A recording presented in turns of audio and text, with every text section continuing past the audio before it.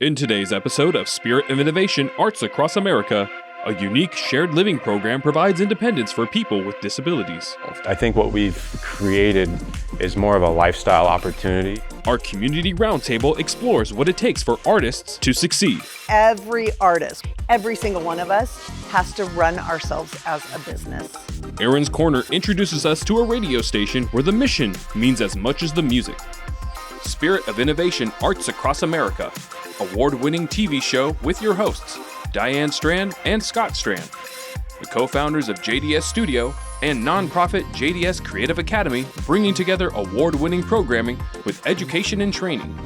This cross-collaborative production brings you impactful stories, creative voices, and good-to-know Southern California information you need to know. Spirit of Innovation Arts Across America starts now. Welcome to Spirit of Innovation Arts Across America, and Happy New Year 2026. I'm ready. Are you ready? Absolutely. Great. Well, let's go. The start of the new year is always a good time to celebrate renewal and new beginnings. One place that has undergone a major revitalization is Southern California's largest natural lake. Thanks to some specialized high tech, it has a whole new look. Here's more. Lake Elsinore, located east of the Santa Ana Mountains, has always been an impactful part of the region's landscape. It gave sustenance to the area's earliest known inhabitants, the Luiseno Indians, and later to American settlers. Over the centuries, residents and visitors alike flocked to the lake to enjoy a variety of recreation activities. But in recent years, this 3,000-acre lake developed issues that kept people away. The most common thing we hear is the lake's awful. And then my next question to them is, well, when's the last time you've been out here? And they'll tell me, oh, I was there 10 years ago and it was green. Lake Elsinore is a very complex lake. In the 1980s, it actually flooded. So the city and its regional partners and the Army Corps of Engineers installed the levee system. While the levee system prevents floods, it also makes the lake shallower. This lack of depth, combined with increased climate temperatures, create ideal conditions for algae overgrowth, which diminishes the lake's oxygen. It wasn't until August of 2023 that our city council said enough's enough, and they passed our first lake management plan. The city contracted with high-tech company Moliere Inc. Their nano-bubble aeration system injects long-lasting microscopic bubbles into the water, supplying oxygen to plants and animals and mitigating algae growth. We are injecting just about 5,500 pounds of oxygen in the lake each day. The air we breathe is about 22% oxygen.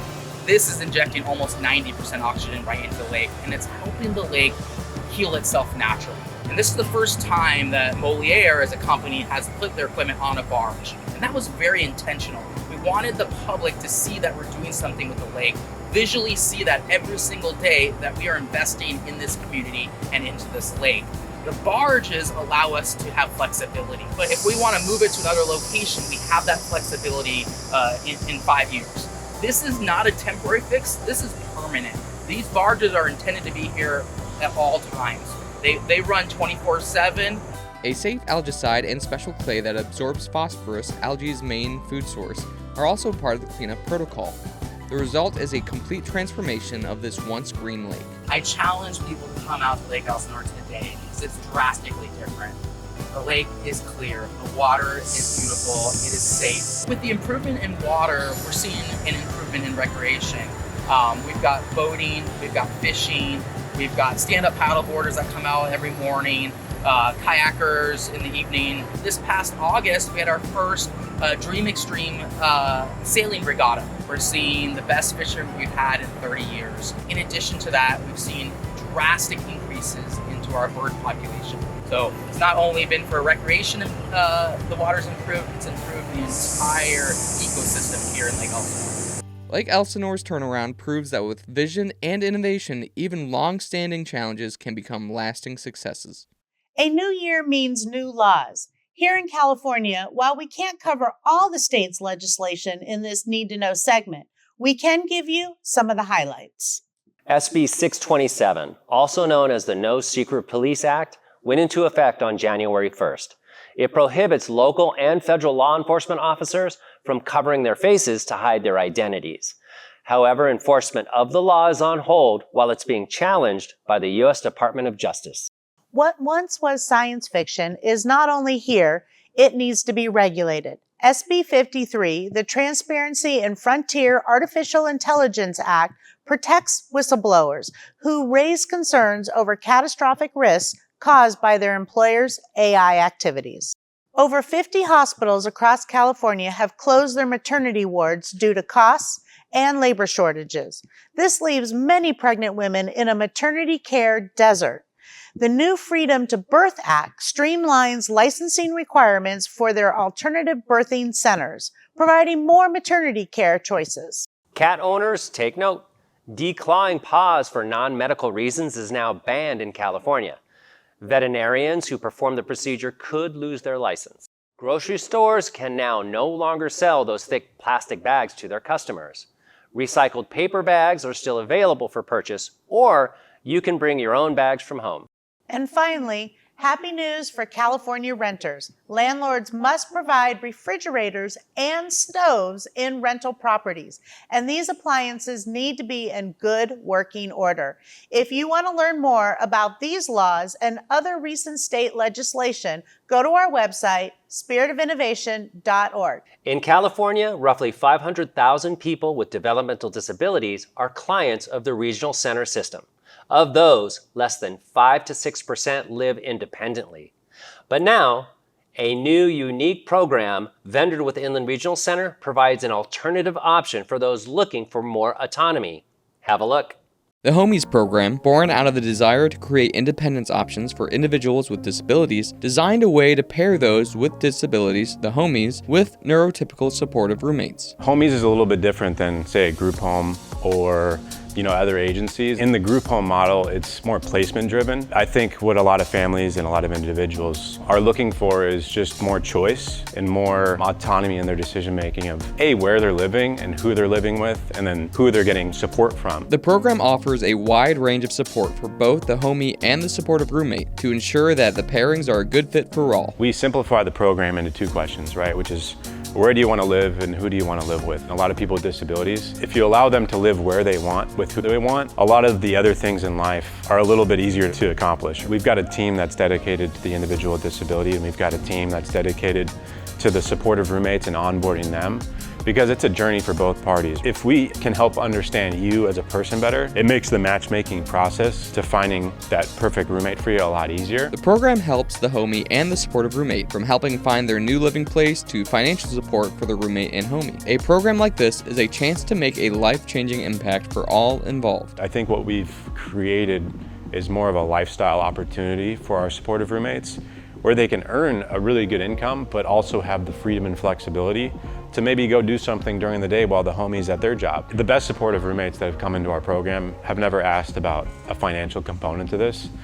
They would actually do it without the money. While being a supportive roommate is no small undertaking, it's not as daunting as one may think. If you are looking to join the program as a supportive roommate, my biggest advice would be to take a step back and just evaluate your lifestyle and think about what routines do you already do for yourself and what are things that are healthy habits that you do for yourself, because really all those things that you do to set yourself up for success are the things that that individual you're supporting is wanting to do. I would say my roommate has moderate support needs, and it's mainly in that structure and routine area of support.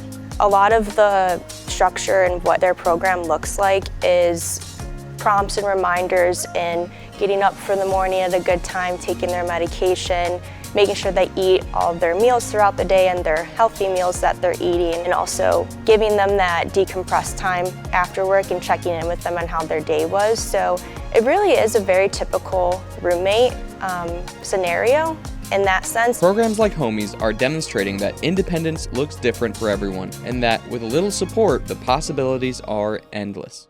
The Homies program really does some amazing work, and it's incredible to hear that these individuals are getting opportunities to lead independent lives.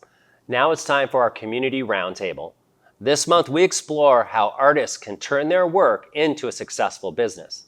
Joining us at the roundtable is Stacia Deutsch, a New York Times best-selling author of more than 400 books and the co-founder of the nonprofit Temecula Valley Writers and Illustrators. Also joining us is Joanna Pearl, an award-winning international singer-songwriter and the founder of the clothing line Authentically Me Company and the nonprofit Make Music Temecula. Let's check it out. Welcome back to the Community Roundtable. Today we are talking about something that I am passionate about, the arts. And we have two great artists with us that we're going to get started with right away. Stacia, let's talk a little bit about how you look at the arts as a business. I write children's books. I see everything I do as part of my business. I created an LLC, Stacia Deutsch Publishing. So when I'm writing a book, I also have to pay taxes on what I'm earning for it. I also have to promote it and get out there and let people know that I've written a book and where to find it and how much it costs. I started a nonprofit here in Temecula, California for writers and artists, and part of what we're trying to do is to teach people that every artist, every single one of us, has to run ourselves as a business. And it's a lot of work, but there is a lot of joy in it too. It is, and that's why I call it the creativepreneur. And someone who I know does that phenomenally in promoting themselves is you, Joanna. So how do you look at your music and look at that as a business? Well, I didn't in the beginning, and that was a big problem. So I learned along the way it's music, business. It's not separated. In doing the creative stuff of the writing of the songs and figuring out what direction that's going to go into, there's so many creative avenues that come off of that. So the album's called Authentically Me. It's about learning to live and laugh and love, learn to be you, right? And from that, we made a clothing line called Authentically Me. There's that, and then I have the nonprofit that we made during COVID.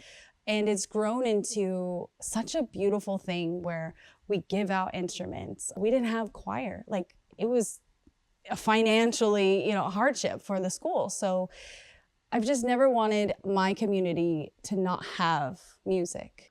Well, I know for our artists, a lot of times it's hard to put a value on the work you do, especially when you're new or starting out. What would you say was the best advice, or how did you learn to create value in the work you do and ask for that? I think that is something every creative goes through. Is, for one, we create, we're trying to heal. It's a journey, and once you go inside and you're doing the work inside, find your self-worth. Exactly, and then you can put a price tag on that. I think it's really hard. I mean, as a writer, how many people come to me and they say, can you help me with this? Or I want a children's book for my kid's birthday. Can you help me with that? But there comes a place where I have to say, okay, I don't have another job. This is my only job. So I'm going to need to figure out how to make a salary out of that. So how, even as a creative, do we roll with those flows and reinvent and re-educate ourselves? I came into a time when Napster was starting, right? So I didn't really know the record industry, right? But now you have the social media, so you have to become an extension of your brand. I mean, we're always going to have to reinvent ourselves, thank God, because how boring would it be? We're creative. That's what we do. We show other people how to evolve. Well, what advice would you give younger artists or someone starting out in your fields to help them now? Sitting in your chair and doing the creative process of writing is by far the hardest. And promotion and all these kind of things all come together. Find people who are doing what you are doing. For the business side of things, stay disciplined. So you're learning, but stay disciplined and stay hungry. Thank you both for being here. This has been a wonderful topic, talking about community, creativity, and how the arts can impact that. If you are a business, you need more creativity. And if you're a creative, we need that structure and we need that guidance. So till the next time on the round table, get creative. All of us here at JDS Creative Academy are proud to partner with 102.5 The Vine FM to bring listeners a weekly radio broadcast, which features our job training program participants. And this month, SOI team member Aaron Porras shines a light on 102.5 The Vine to showcase how the radio station supports the community in many ways. While many may listen to 102.5 The Vine FM on their way to work every morning, they probably know little about how the local radio station began. It started in a conference room at Cornerstone Church in Hemet. And they were looking for a way to be able to do ministry beyond the walls of the church. It took a while for the radio station to actually go on air, but it did finally in the spring of 2018. As a nonprofit radio station, 102.5 Divine FM relies heavily on partnerships and donations. When businesses or nonprofits or schools in the community partner with us, generally it means that they are on board with our mission. They also get something in return. So if they make a donation to us, it is tax deductible for them, and we're giving them marketing for it. This is going to be our 5th year doing the annual diaper drive. It's in the spring, and we'll have 5 or 6 stops at different businesses throughout the community. Last year was our biggest drive, and we collected almost 10,000 diapers. Another thing that we do in October is called Socktober, and socks are the #1 requested item from homeless shelters in the area. And because you can't go to Goodwill and get dirty socks or underwear, we know that there is a need for that. We love Southwest Riverside County.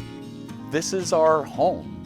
And as a radio station, if we can come together with the community and help create those mechanisms that will benefit the community, we really think that that's what a good steward should be doing. JDS Creative Academy is also one of the many partners. Participants in their video and audio production job training program produce a daily local news broadcast. We say at the beginning of the broadcast that the news is written, produced, and voiced and edited by adults with developmental disabilities. We're proud of that. There's not a lot of radio stations that air this content. To us, it's really important because of the opportunities that it provides, and it also gives our listeners some really important information.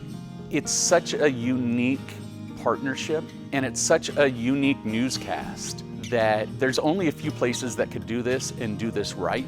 And so we're so thankful to be able to partner with JDS Creative Academy because they really know what skills are needed in this marketplace, and we're thankful that they're able to train in this area. Both the Vine and JDS Creative Academy appreciate the opportunity to work together as partners, as well as help each other as nonprofits. Thank you to Chris and Jennifer for being a part of that segment. We love partnering with you. Great work, Aaron. 2026 is proving to be an innovative year for us, and we have so many incredible things in store, including our 10th year DigiFest celebration on April 24th, 25th, and 26th here at JDS Studio in Temecula, California. Plus, our Arts Across America initiative is making big moves and ready to take you to the next level. Coming up next is our 3-day virtual confidence and creativity event on February 4th, 5th, and 6th. DigiFest, the 3-day multimedia event that's so much more than a film festival, is celebrating a decade of digital evolution. Join us at JDS Studio in Temecula, California on April 24th, 25th, and 26th for 3 days of connection, creativity, and innovation. We will have an exciting roster of industry professionals and guest speakers who are sure to inspire you with their knowledge and expertise. Also, DigiFest's interactive, informative workshops and presentations will have you feeling inspired and ready to embark on your next creative endeavor. Don't miss your chance to be a part of DigiFest's history. The late deadline to submit your digital masterpieces is March 8th. Driven by the success of DigiFest and their highly impactful Creative Academy nonprofit, Diane and Scott Strand took things a step further when they launched Arts Across America in 2025. Arts Across America is committed to showing people how the arts can make life and business better. Creativity, education, and business go hand in hand. Founders and business coaches Diane and Scott Strand are here to help entrepreneurs use the tools of the arts to grow their business and leverage market opportunities. If you're someone that wants to make a lasting impact with your business and see the arts as a path to do it, then Arts Across America can help guide you to success. It definitely is going to be a great year. But before we dropped the ball on 2025, we finished with an incredible winter showcase. Our musical theater program did a phenomenal job with Frozen Jr., and we loved seeing all our visual, performing, and digital arts classes shine. Now spring classes are right around the corner. Take a look at what to expect. Coming up at JDS Creative Academy, tap into your creative side with our spring classes.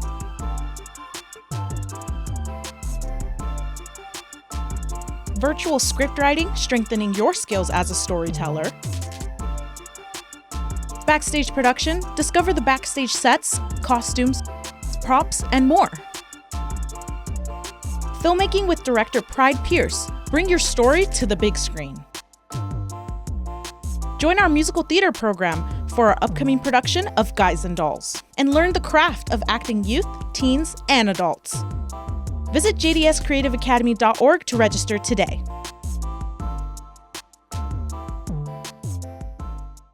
Before we go full stream ahead into 2026, let's take a moment to reflect on all of the other incredible things we accomplished in 2025. Have a look at our JDS Year in Review. 2025 was a remarkable year of creativity and growth at JDS Studio. Hundreds of students from Temecula Valley High School District got a first-hand look at what's possible through the arts. Their field trip visit to our studio and volunteering for community service provides opportunities that inspire, drive creativity, teach teamwork, and grow confidence. JDS Studio was honored to receive the Bronze Business of the Year Award from the Temecula Valley Chamber of Commerce this past March. Our signature event, DigiFest Temecula, returned for its 9th incredible year, and it was bigger and better than ever. From a star-studded lineup of keynote speakers to interactive workshops and live music, DigiFest brought together creative talent from around the world for an unforgettable 3-day celebration of digital arts and innovation. And the fun didn't stop there. Our Haunted Studio fundraiser took audiences down the rabbit hole with an Alice in Underland themed haunt, raising vital funds for scholarships. 2025 also marked new creative horizons for the co-founders Diane and Scott Strand, with the launch of Arts Across America, empowering budding creativepreneurs to turn passion into profit. This mission launched a biannual 3-day confidence and creativity event, a 3-day virtual live summit, and masterclasses that inspire attendees to sharpen their voice, make bold moves, and ignite their vision. Back home at JDS Studio, students in our spring and fall classes shined bright, from script writing and filmmaking to musical theater and backstage production, with stunning performances of Disney's Aladdin Jr. and Frozen Jr. To commemorate a decade of creativity, DigiFest's 10-year celebration tour hit the road with stops to San Diego at BizCon and Hollywood Top Talent event. 2025 was an amazing, successful year filled with innovation, inspiration, and inclusion. Here's to 2026, a year of even more creativity, connection, and community at JDS Creative Academy. As we get ready to wrap up, we want to remind you to follow us on social media and subscribe to our hashtag JDSFamily newsletter. It'll keep you in the know about everything that's happening in the world of creativity and here at JDS Studio. You can find us on YouTube and on our website. We are streaming nationally and broadcasting throughout Southern California on ABC and local regional channels. Please also check out our training participants with their TV shows and radio broadcast and the podcast SOI Talk. Well, you know with who. That guy right there, Scott Strand. Thank you for joining us. We'll see you next time with a new Spirit of Innovation Arts Across America. Well, let's take a moment first to check out this month's social media art appreciation of music. I'm going to sing the first 8 bars, and then I'm going to hold up a card with lyrics to fill the next 8 bars. I heard the news just yesterday. Heard you found somebody to take you away. I don't know what to do. I heard your case, heard you crying, please. Don't look my way for no sympathy.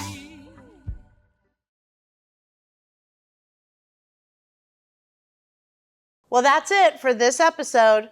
Thanks for tuning in. Until next time, SOI out.